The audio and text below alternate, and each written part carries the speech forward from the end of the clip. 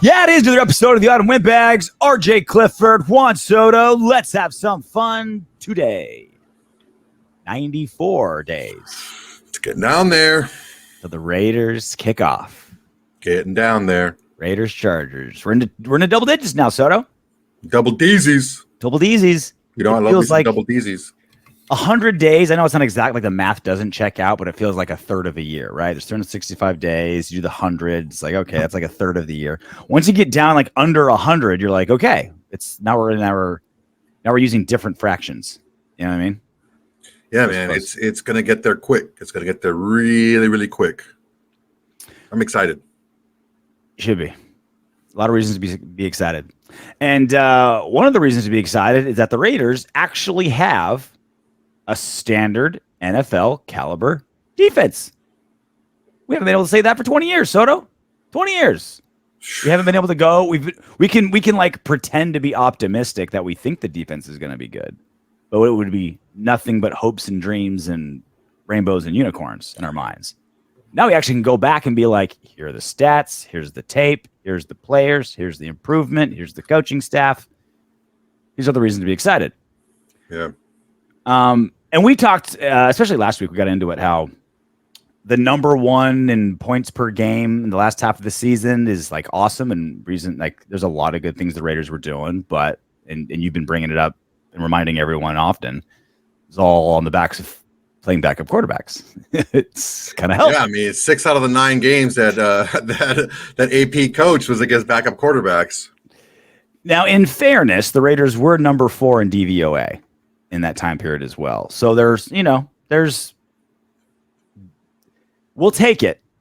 So it's hard to be like, okay, how much of that's truly real? So let's look at the defense for next season.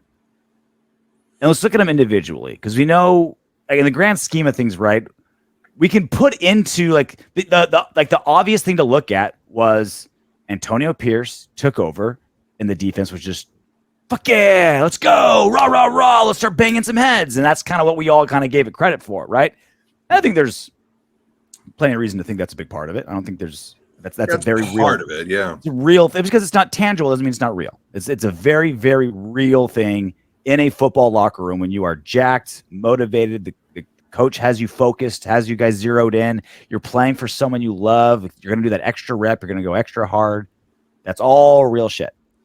And then Patrick Graham is just one more year into a system. He wasn't great when he first started. That's because everyone was brand new. The DBs were just like rotating like every other week, just new guys because guys are getting hurt or guys are coming out or guys are getting pulled. So it's like all we can do is bump and run because this guy's been on the team for 4 days. He doesn't know the system. And now his guys have been there a little while longer. Guys are starting to get it. The system's starting to go into play. And the defense is very young. And as a general rule, as a sweeping generalization, when you're young, every year you get a little better. Not always the case, but that's more or less, generally. You should be better in your 4th year than you are in your 3rd year. As a general rule. So those are kind of like the sweeping things we've been talking about. I kind of want to get a little bit more like zeroed in. Okay. Like which players need to step up and which players are we hoping to count on? Which players do you think we can't count on? Who needs to play what role? Because I've been thinking like, obviously with the addition of Christian Wilkins, that changes the dynamic of the defense when you can be like, all right, the defensive line is going to shoulder the weight of the rest of the defense. Like, all right, we're going to put all the responsibility on you guys because you're the expensive ones. You're the ones well paid, the high draft picks. You guys have to make it easier on everybody else. Yeah. Does Christian Wilkins have to be someone that he wasn't before or just have to be himself to fit in this role? Because there's going to be, he's on a defense with less stars than his last defense, but he's next to one better star than he ever played with in Maxx Crosby. So it's kind of a, you know what I mean? It's not a straight up like you're throwing him into a great situation or a bad situation. It's a new situation. Yeah, I think that Christian Wilkins just has to be himself because of who he's playing next to, because of who he's playing with. So him being himself with less double teams, with less attention on him, because he was basically There was Phillips and there was a couple other guys over there that had some decent years. But I mean, partially they had those decent years because Wilkins was in there, and the linebackers were flying around and able to fly to the ball because Wilkins was there, eating up double teams and not letting guys get to second level and stuff like that. So he just has to be himself. He doesn't need to press. He doesn't need to do anything that he doesn't normally already do. You put that, which is a top 10, probably maybe even a top 7-ish, 5 to 7-ish defensive tackle, depending on how he plays, playing next to Maxx. You put that next to Maxx Crosby, and Malcolm Koonce, you put them next to these guys who can pass rush, and it's just going to make everybody on that line better. It's like you put that last infinity stone in, and it's going to make everyone else better. So the second line is going to be better because normally when you see guys, the linemen that go to the second level, their first read is to make sure the guy right in front of them gets blocked. So they have to pass off. Let's say you're a guard and you're passing off the defensive tackle to the center, it's more of like a double team. And then once he's passed off, then you scrape off to the second level, right? Well, guess what? If that defensive tackle is a handful and it takes both guys to block him, then there's less guys that are going to the second level to block those linebackers, and they get to run freer. Think what happened with Littleton when he was with the Rams and he had a couple of all-pro defensive tackles playing in front of him. He was running around crazy free. No one was touching him, right? Yeah. We can see that happen somewhat with us, with our linebackers, because of the attention that the defensive front is gonna command, basically. Yeah, and I think that's a big part of it. Is like if the defensive front's so good, then you're kind of like, all right, we're actually going to keep that center and guard double teaming Wilkins, and we're just going to hope we can outrun, Spillane to the edge or whatever it is. It's like you got to pick your poison now, right? And that's the other part is like the defensive line hasn't really been that for the Raiders because it's been mercenaries, and rightfully so. Like Maxx Crosby, it's like you're not there eating double teams to open someone else up when you have Maxx Crosby. You're letting the dog off the leash. Like, yeah, you're letting him go. Go hunt, Max. Go hunt. That's what he should be doing. Like Tyree Wilson is too young to be, that type of player, right? It's just like, look, just learn to get your hands up and start playing. The other defensive tackles that are still there, whether it's, John Jenkins or whoever's going to be another starter, not so good where there's someone like that. So really, if there's one guy that's just kind of like freeing up people, it would only be Wilkins. And so that's what I'm wondering, is the defensive line going to be a pack of mercenaries because that's what they've been doing? Or is it a cohesive unit in the sense where it's like, all right, let's free up, Masterson and Spillane to do their thing? Well, the thing is the offensive line can't block our defensive line the same way every time.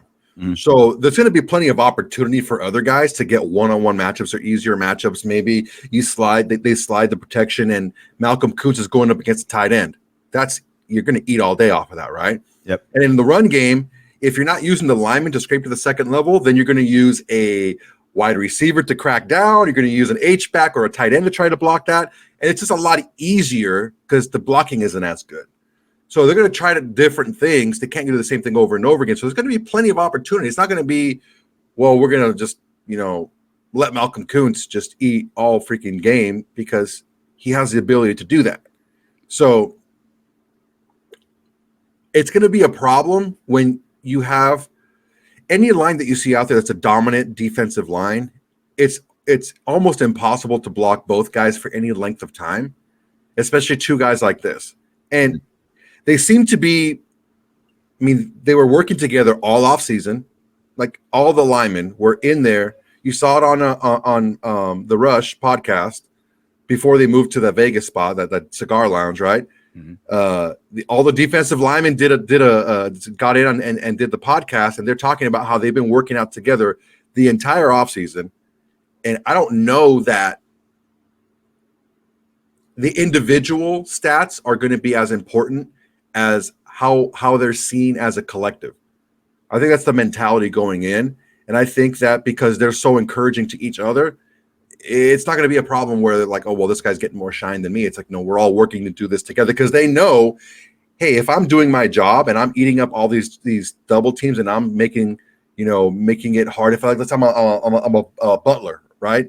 And I'm going up the middle. I'm not getting any sacks, but I'm causing the quarterback to pull the ball down more, and that lets the other guys get there. That's okay, and I think they'll take that.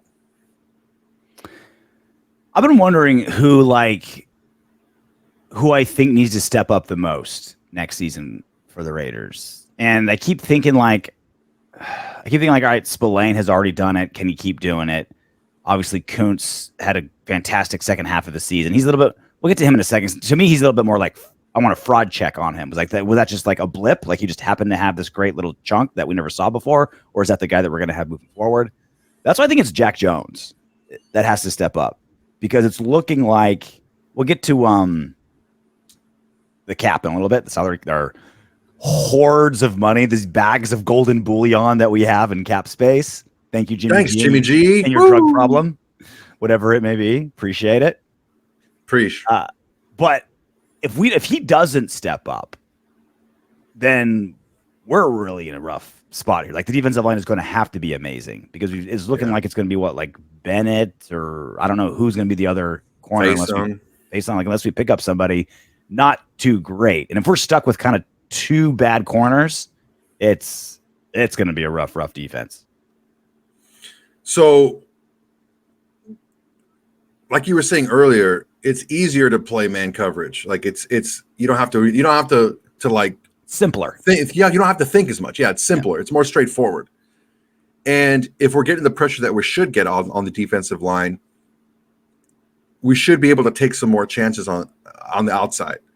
So if we have bad players on the offense on the outside, it's going to be tough going. It's going to be tough going for our defense. Even though we might get a lot of pressures and even a lot of sacks, I think with guys that don't have the technique to stay with guys even for a short period of time, these receivers out there, these guys are explosive, man. And they're all like, every team has an explosive guy or two, which the way that starting from like high school, the 7-on-7 teams and the travel teams and all that stuff. These receivers, it's not just the quarterbacks that are getting better across the league. It's the receivers are getting a lot better too. So every team's got a couple of guys, right? So if you can't stay with a guy for even a couple of seconds, it doesn't matter if you're getting home quickly. You're gonna get beat. So Jack Jones is a good one. I think whoever plays opposite of Jack Jones needs to step up, because like I was saying, is you just identify the weakness. And if you're an offense, you just identify whoever, if Bennett hasn't gotten up to speed, or Faison, or whoever, Richardson, whoever's out there, you just pick on them, and it's going to be hard to cover them up the entire game. So yeah, it's definitely in the secondary, I think. And that's why I think Jack Jones is so key here, because if you have one below average corner, you can kind of scheme around it. You obviously never want a below average corner, but if you know it and you're honest with yourself, be like, okay, we're gonna slide we're gonna have either Jack Jones on their number one, or we're gonna slide the safety over to Faison side. There's PG's no dummy, right? Ivy League, big old brain of his. He'll figure something out if there's one bad corner. When there's two bad corners, you're just like, all right, Max, you better get there. We've been there. We've been there plenty of seasons. Yeah. We've been there with all these, patchwork, scrap heap guys playing, both corner spots. Mm-hmm. We've done it. We've seen it, and it's not pretty. And you have to play certain defenses that are a little bit more forgiving to the outside, and they're easier. They're easier to beat. They're easier to scheme against. What do you think of my Malcolm Koonce? I want a fraud check on him pretty early this upcoming season, because I don't think anyone on their Raiders preseason bingo card was like Malcolm Koonce breakout season. I didn't see anyone thinking no, not really. And he looked awesome. Yeah, I mean, one thing that I was talking about was his production per snap for JMD's first year there. Mm-hmm. It was through the roof. His production, his stats per snap were like amazing. He just never hit the field. Mm-hmm. And the first half of the season, he really didn't play that much either. And so it's good to see that the math kind of like stayed true through starting games and playing the bulk of games and stuff like that. So it's not anything. His rate of success is not new. It's just the volume because he's been playing more snaps. So it is a good selection for a heat check to see, hey, is this really who he's going to be, or did he just kind of like ride a wave towards the end of the season? I think the fact that his stats did fall in line with the percentages that he played when he was playing less snaps, I think we're going to see a little bit more like this is who the guy is. It's really nice when you can select a dude 7th overall and you're like, if he doesn't start, we'll be fine. Like Tyree Wilson, just like, all right, we got you covered if you can't do it. Well, let's have Koonce play instead of you. Maybe we'll have you play some defensive tackle every now and then. Not that it's okay. Not that Tyree Wilson, like, he needs to start pulling his weight a little bit. But, like, that a really, really bad draft pick that high up can ruin a squad for a long time, right? Like Leatherwood, like, you were supposed to be our right tackle. Like, we were supposed to be good at both ends of our line for years to come. Fell flat on its face. Jesus. You know? Every time I hear that name, I think Christian Darrisaw and how well he's doing with the Vikings, and it fucking pisses me off.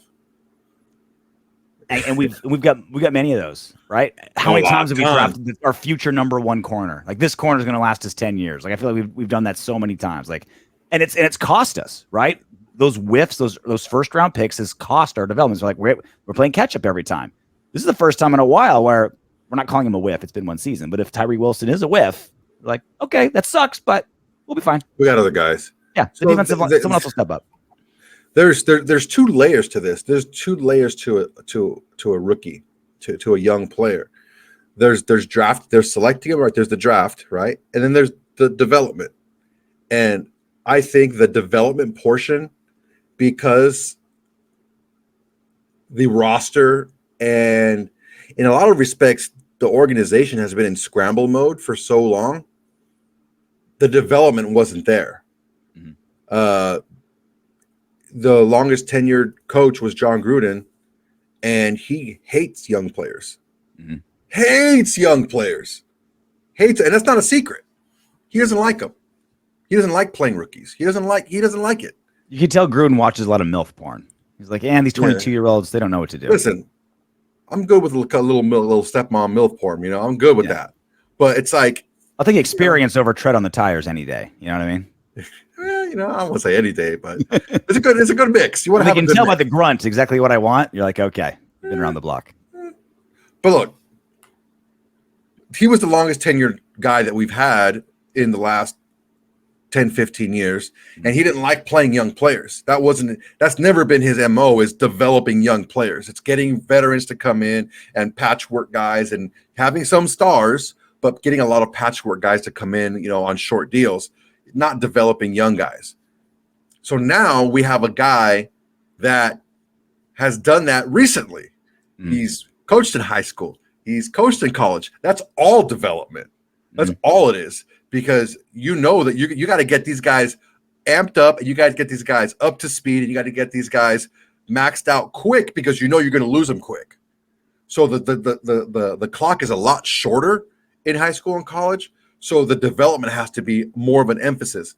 So I feel because of that, and because of what he's pushing, and I think Tom Telesco as well, because he's came from an environment where they didn't make a ton of free agent splashes. It was a lot of draft pick guys to get their guys to know the meat of their roster, like the main guys, were guys that they were homegrown. Mm-hmm.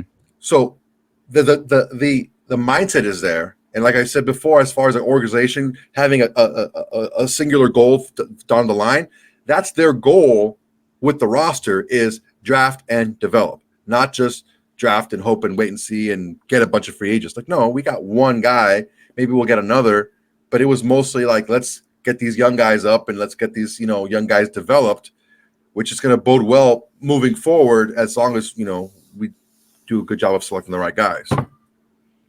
Who do you think will be this year's Koonce? Do you think he'll be a breakout guy this season? Like stat-wise? I think by any metric you choose, who makes the impact, who gets the numbers, who can we say, wow, this guy really jumped jumped up this season. I really think that that Thayer Munford can be that guy. Okay. I think he's played really well when given the opportunity. I think in a year two Koonce, not a year three Koonce, but like year one he didn't really do much. Year two he did great for the amount of snaps, right? I think that can be a Trey Tucker, excuse me.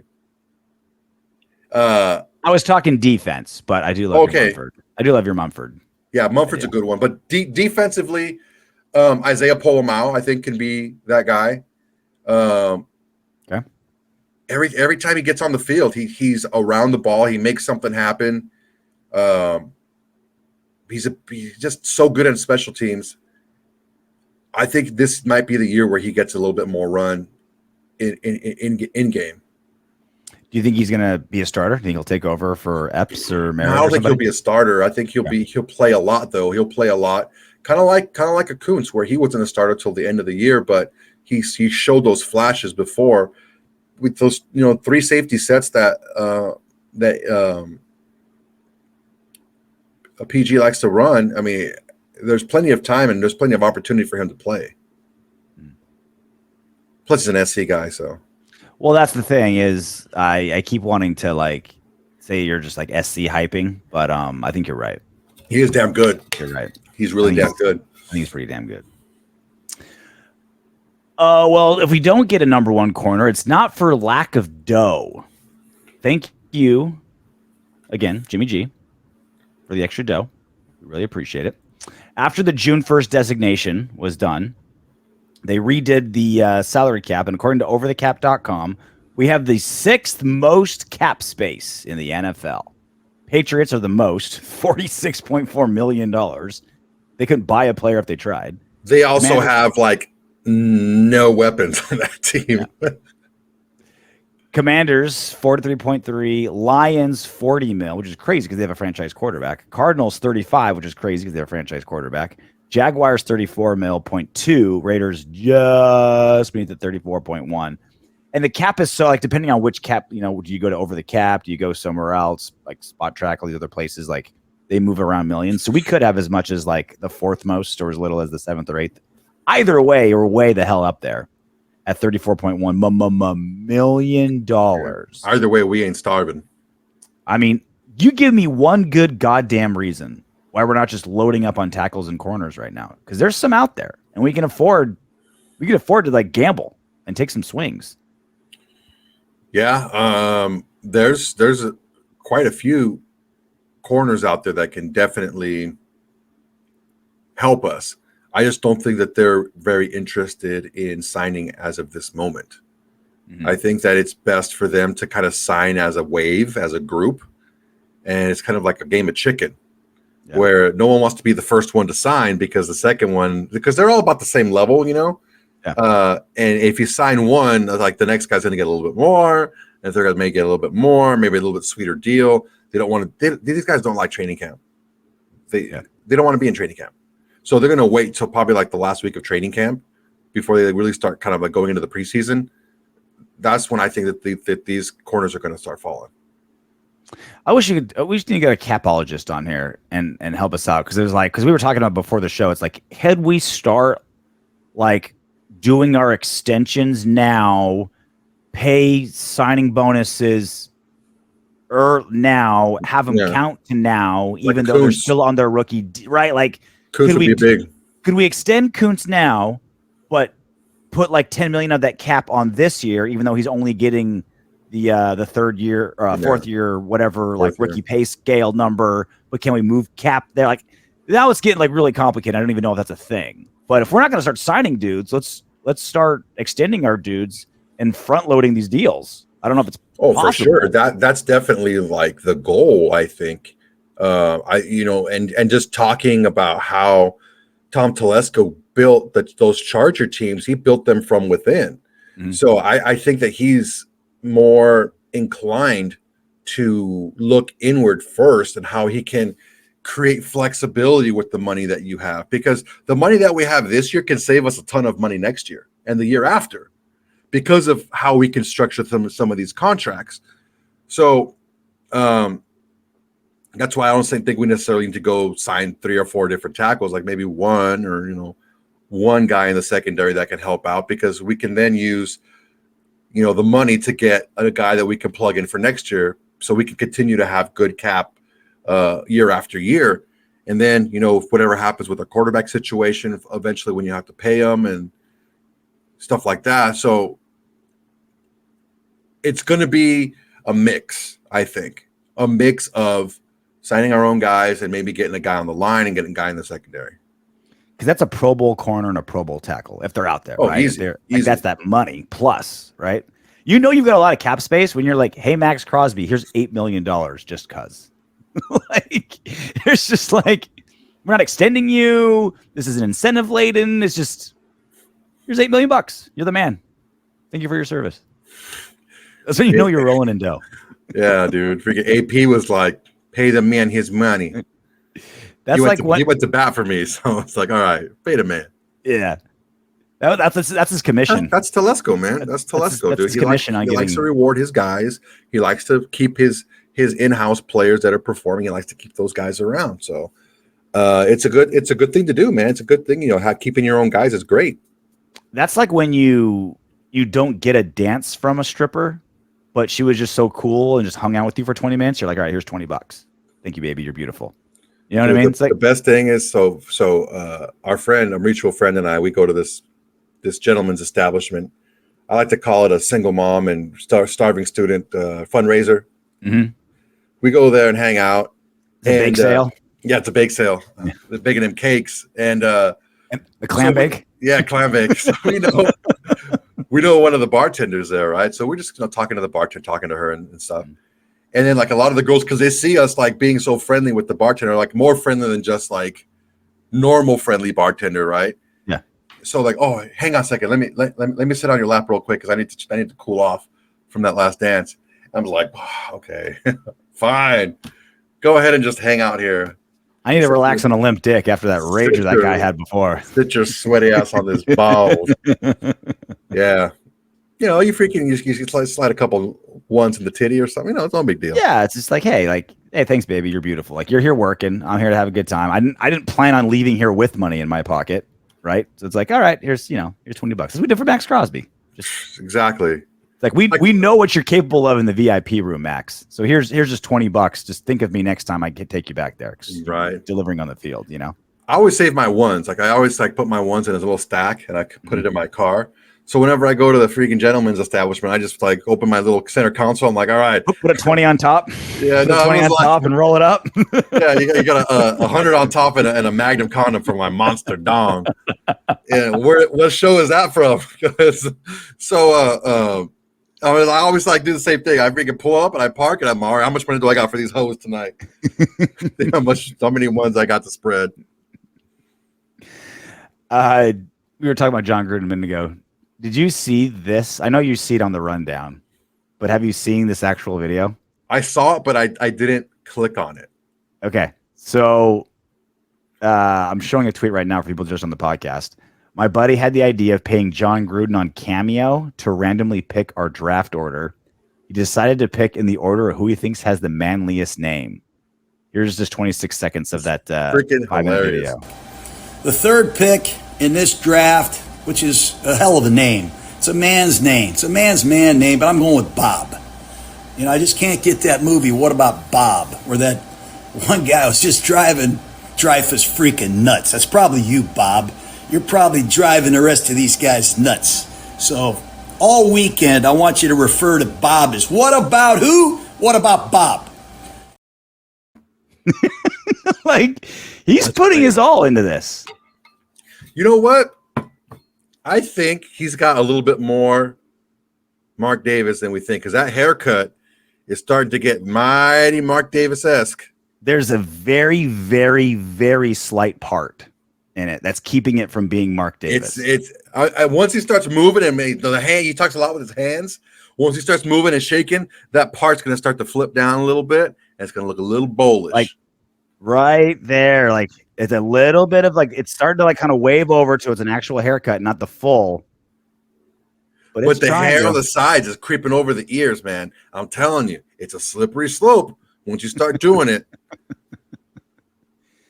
It's only $99. That's pretty cheap. And you got a 5-minute video for $99? And he put his he was into it. He was thinking about it. That's pretty inventive. That's pretty inventive. So I think he put a little more effort in for the effort they put in for the idea. I think that was pretty good. And you can tell, some guys just coached for the money. Some guys just coached because they fell into it. Some guys are broadcasters just because of the money. Some guys are broadcasters because there's this, I'm done with my career. I just don't want to go home to my wife. You can tell Gruden loves coaching and broadcasting. He genuinely likes, we're doing this, this dumbass thing for dude, he's got $100 million, dude. I don't know, he got so much money. He's for $99, he's it's the love of the game for Gruden at this point. So look, people can say, oh man, I have 100 times that, or that chick is 100 times hotter. No, he literally has 100 times more, or 1,000,000 times more. He has 1,000,000 times more than the money he was given to do that cameo. Mm-hmm. 1,000,000 times more than that. That's how much money he has. How have we not cameoed something for this show? We got to do it. I mean, we can get on there, but we're going to charge $5? The hell? No. I'm not saying us. I'm saying getting Gruden. We get Gruden. Dude, there's some I don't know about Gruden, man. We got to get someone a little bit more, someone a little bit more universal. He's still kind of a polarizing figure. Ah, you pussy. Look, man, I'm trying to get some subscribers here. You think we're gonna get canceled if we cameo? I'm not saying we're gonna get canceled. I never said that, but this is how we get him back in rotation. Okay, let's get Gruden like a normal person. There we go. There we go. Get Gruden. Honestly, let's get Louis C.K. We got to find just the most random, some third string defensive lineman that played for the Raiders in the late '80s. That'll have cameos for $5. That would be awesome. I wouldn't mind trying to get Greg. I mean, he's not a third string. He's a legit top tier Raider, but like Greg Townsend, he's hilarious. Yeah, and I was even saying something less than that. That's he's legit. Yeah, but that'd be a good little business just to wrangle up a bunch of guys. What's Rob Fredrickson doing? Hopefully, he has a microphone and a headset. We'll make it worth your while, buddy. We'll be your $5 American dollars. We need 3 hours of content. Take it or leave it. I'll give him the going rate for 3 hours. I'll give him the minimum wage, $15.50. I'll get hook him. I know. I'm not a slave driver here. Jeez. He'll have to sign a W-2 and everything. We'll take it out of his. We'll take the taxes out of his paycheck. We're not fronting the taxes for him. He's gonna have to do. You're staying at home, so no per diem. I mean, that's crazy, but we'll keep it legal. This is kind of old, but it's been stuck in my head forever. Oh, dude, I don't want. Oh my god. The Darren Waller music video. After he got the divorce, Kelsey Plum. This is what he's been doing. Now, if you haven't heard it, and we can't play it because of copyright. Good. You don't want to hear it. I'm doing you a little bit of a favor. And also because, this is a $10 million song. So heaven forbid we take away some of the royalties that Darren Waller is going to be raking in. The money he's going to be making off this song will just completely blast what he made with what we paid him and that giant contract. I mean, the highest paid tight end in football, and after which he's done shit. I saw a great stat. Last season, he had 1 touchdown and 2 music videos released. He had twice as many music videos as he did touchdown catches. But if you haven't heard it, wait until you're in a fight with your wife or sitting in traffic or someplace where it's already kind of angry, and then play it so you don't get more angry. But it's him with just, what do you call those voice defibrillators that you auto-tune? Those auto-tunes? Yeah, it's heavily auto-tuned. It sounds like he's talking through a NASA voice enhancer. Yeah, it's heavily auto-tuned. You could tell he just can't sing whatsoever. It's heavily auto-tuned.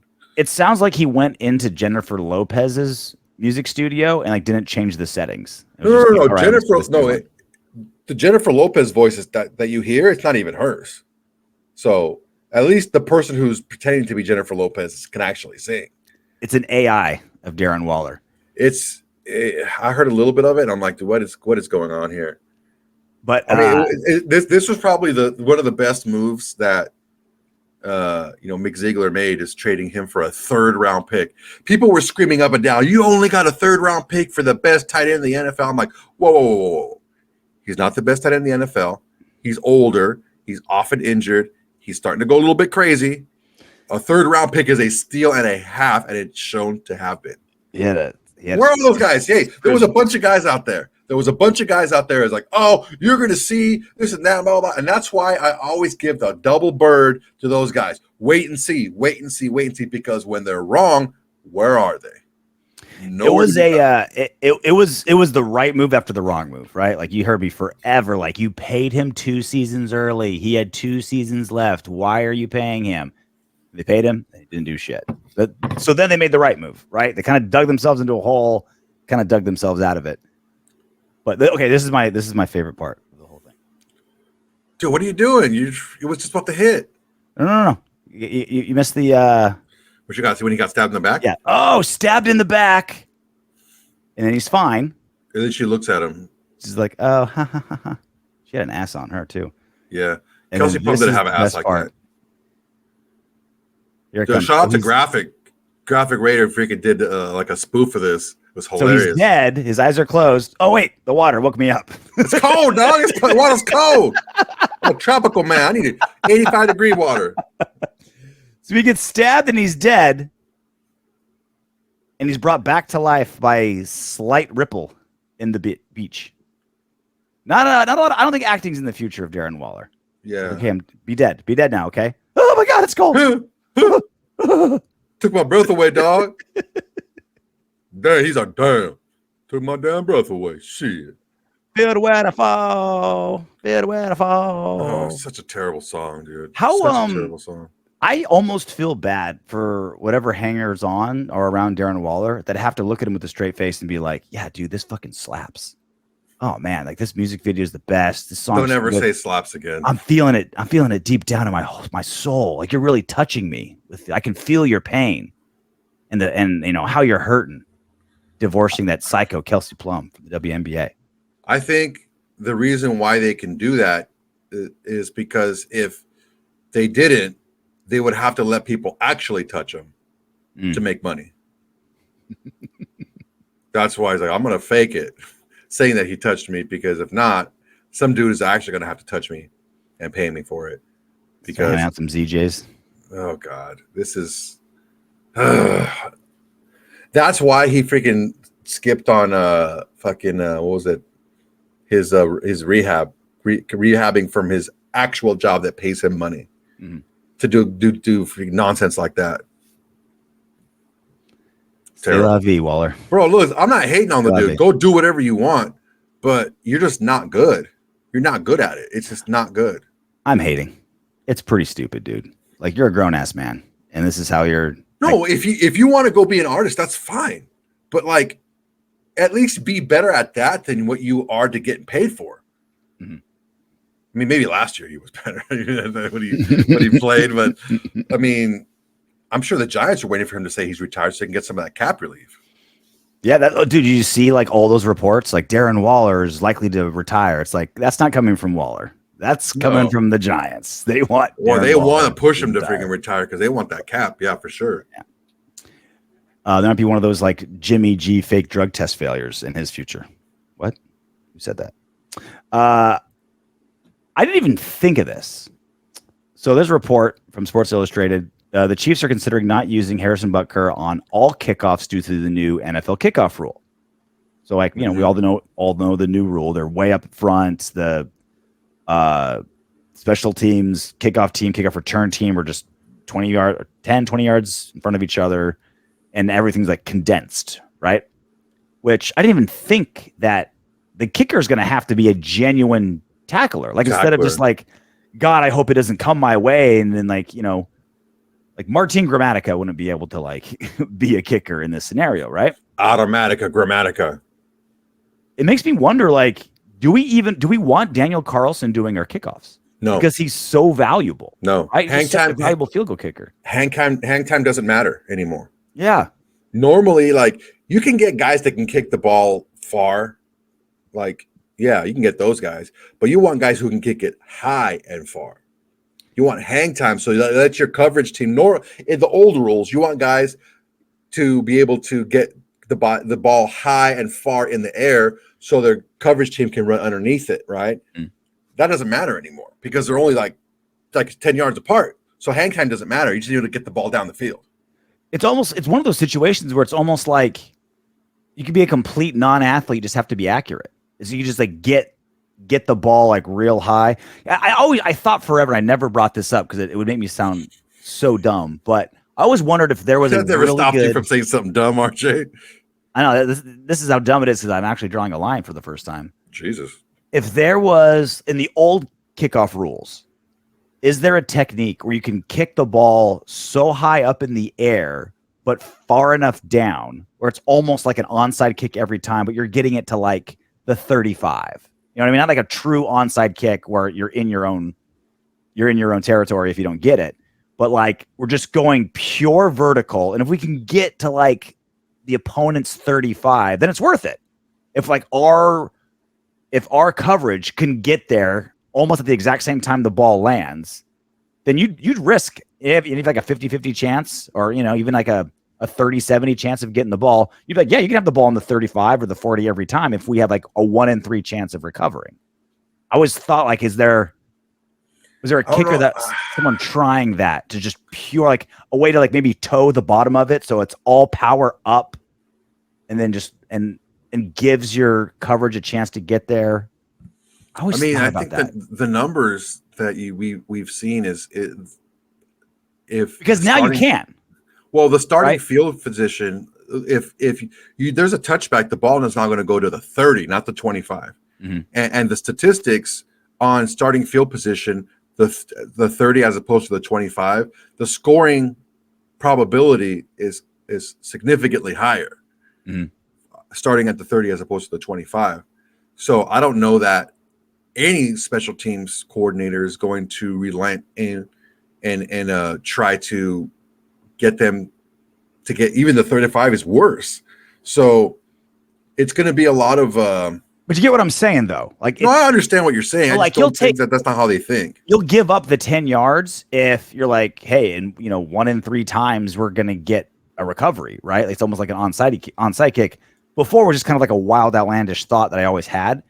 Now might be a real possibility. Like, is there just like someone somewhere? Can't they always just fair catch it and not be able to get hit? I don't know. Is that part of the rule? You can fair catch these? Well, then you get it. Then if you can do that, but also be accurate enough to like always get it inside the 10, then I mean that's set, asking right? a lot off a tee. That's what I'm saying. But before it was like impossible. Like before it was like super crazy idea. Now you're close enough where if you can just get pure vertical. I wonder if that's a thing now. The other point of this is if Daniel Carlson, if we're not having him do kickoffs because he's too valuable of a field goal kicker, I wonder if there's just like, I wonder if you want your kicker to be like a backup linebacker. He's like an actual tackler. Say, hey, well, I'd rather you be not a great kicker, just good enough to make sure the ball's in play and then just immediately run and make a tackle. Well, I forgot his name, but the kicker from the Chiefs, like a backup kicker, he did kickoffs a couple times last year when Butker got hurt, was one of their safeties. Mm-hmm. And they're thinking about using him because you got 11 legit tacklers out there now. Every kicker drafted is built like Janikowski from now on because you just need like a 300-pound. Janikowski couldn't tackle, bro. He couldn't run. What are you talking about? There's no way he was hitting anybody. Yeah, his rookie year he could move a little bit. Nah, Leckler was more the guy before he got older. If you were like, hey, you are actually in charge of tackling now, it's like, all right, Seabass, you don't get to just kind of like do sit-ups in the corner during defensive drills. Like we're gonna have you do some like. You think that fool did sit-ups? I think he did. Dude, he lifted. He for sure did sit-ups. Well, he power lifted. I don't think he lifted. But he just ate his way. I don't think he did sit-ups. You got to have good hip flexors to kick. You got to have that area, right? I think he just kicked and kicked to keep it loose. Here, used to get bear claws lodged 2 at a time. What movie's that from? Do you even know what movie's that from? I know what movie that's from. Come on. You gave me a weird look. Thought I got you. I was actually disappointed if you didn't know. It's an obvious. Hell no. That's easy. You ready to do some What Up Windbags? Yes, let's do it. Tino Raider 16. I cleaned my cat's box, and since the door was closed, then my cat shit on my bed. I feel your pain, Soto, because cat pee is worse. Oh, God, it was so bad. Figure you cat people can have a moment together. It was so bad. Like, I don't even let them in my room anymore. I have to be home for them to be in my room. Look at you laying down the law. You're the man of the house, Soto. I like you taking over. That's what I'm talking about. King of the castle. Punk ass cat. King of the Soto Castle. Sam Demand, thank you so much for being a member of the Autumn Windbags. Honorary Windbag.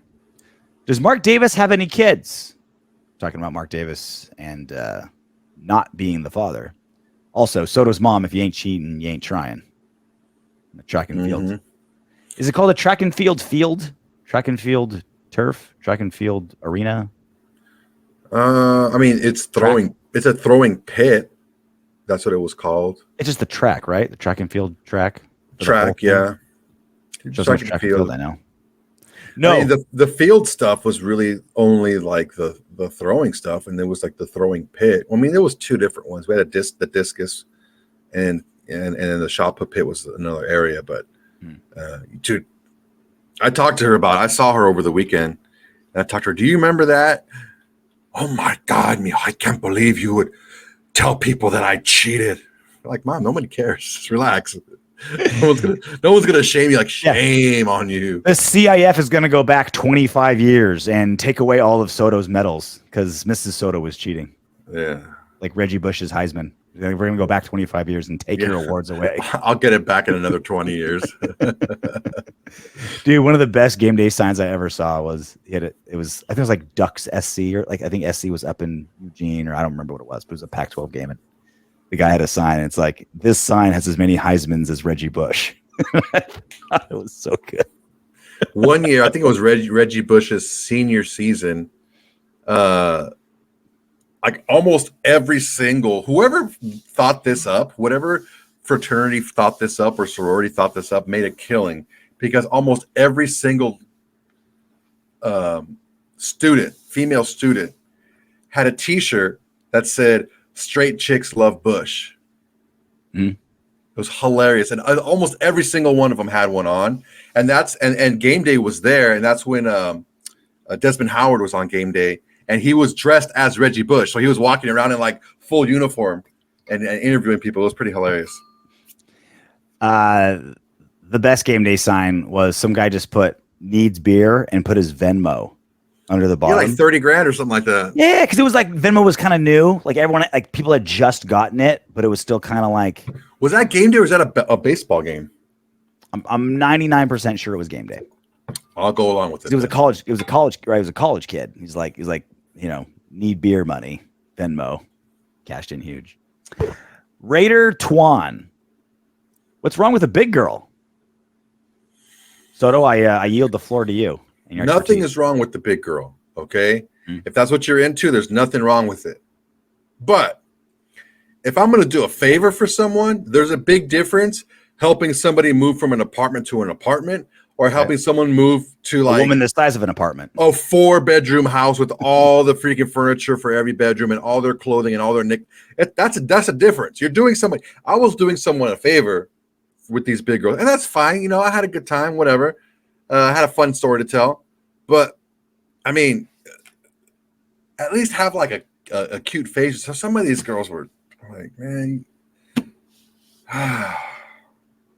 why do I think about it? You made me think about it, and I'm getting flashbacks. It's not nice. I'm just trying to get your mind off your cat pee. A big girl that knows she's a big girl, knows what the deal is, and it's fun. Could be good, right? She's like, hey, look, I've made peace with, I'm going to be, I'm 190. That's who I am. I'm still going to be me. I'm going to be confident. I'm going to have a good time with you. We're going to have a great time. It's everyone knows big girls do more stuff. Yeah. It's like, look, I know what's going on here. And in fairness, fine. And in fairness, it's, she also knows that if a dude is talking to me if a dude's talking to a big girl like me, there's something up with this guy, and we both kind of know what's up. It's like, hey, we found each other in this cold, dark world. Let's we found love in a hopeless place. We don't need. Let society judge on their own, right? This ain't making Insta. I like thick girls. I like thick girls. So I'm not against big girls, but some of these girls, they were just like we were sharing the same shirt size and stuff, and the error percentage has to be very small if you're a big girl, right? It gets very quick. Like, I'm trying not to use a thin pun because it's just too easy. But come on, man, be a little more tasteful. Yeah, like your error percentage has to be real low. Yeah, your playoff window is pretty narrow. Like the shit we'll put up with a hot chick. You're just kind of like, oh no, please show me 18 photos of your rabbit. This is really interesting. It's like, oh no, like please tell me about what you did when you were 4 years old for your art project. You're the most interesting person I've ever talked to. What's one thing that you never put up with, even with the hottest chick? Shitty to animals. Yeah, that's a good one. That's a rough one. I've never encountered that, but and I'm not even like an over the top animal lover. Like I have 2 dogs, love them, great. But like Vicky, you spent a pretty penny on that ACL injury, bud. That was a business decision because if I didn't, I would have gotten divorced, and then the price tag would have been far worse. That's true. If the wife's like, if I'm just like, hey, I'm just going to put Bruce down, it'd been like immediate divorce. That's how much she loves these dogs. But I'm not even like an over the top dog lover. But like, you don't even have to like, I'm not really a dog person. I'm just kind of a cat. Like even that's fine. But if you're like shitty to an animal, I'm like, okay, that's a huge turn off and a big sign. Thankfully, I've never really encountered that from a chick. But my thing is baby talk. That sucks. I can't. That's a big turn off. That's a huge turn off. You know what my pet peeve is? Like that was kind of a serious one. My pet peeve with girls, posture. Small tits. Posture. Oh, that's what I was gonna say. You've seen it. Girls that are like, they kind of like lean forward and they're kind of like this. Or just kind of like off to like they kind of slouch. Like I don't know why that turns me off so much. But a girl with like good posture, right? Shoulders back, gracefully and grandly. Yeah, well, it shows like good upbringing, and it's just like good breeding. It's just like she's a good breeder, and it just presents like your physique the way it should be, right? Like you're just presented like correctly, It's like your body's encased in glass, like with a curtain behind it and some spotlight. You're just like when you're just kind of like, you're like this, or like kind of slouched. You're just like, ugh. You're depressing. You look depressing. One of my pet peeves is when chicks like finish every sentence with I just couldn't believe she said that. Like what? What are you saying? It's not even like where you're like, oh, okay, you're trying to like continue. I can't believe it. Oh my god. Is that like a chola thing? Nah, man. A lot of these white chicks do it too. Chola-y. Nah, I mean maybe because I'm, cholo-y. Cholo-ish sometimes. All right, well that's it for us. Kind of a fuck around show. We had some fun today. OTAs or mandatory mini camp starts next week, so we'll have everyone has to show up next week, so we'll have some good stuff on that. And then the team's basically off until July when they head down to our neck of the woods in Costa Mesa area. Costa Mexico. I had someone hit me up. One of our listeners hit me up on Facebook. Like, what hotel are they at? I'm like, I'll tell you, bro. Don't worry. I'm not going to say it publicly, but. Don't trip, chicken strip. Don't trip. So, yeah, be an interesting show next week when they don't put pads on in that mandatory camp, right? It's just. No, I don't think they do padded. But it is mandatory and they will like do some actual shit. Yeah. So it'll be fun next week. Until then. Thank you for being a bad friend. Oh, that's not that. That's the wrong podcast. Sorry.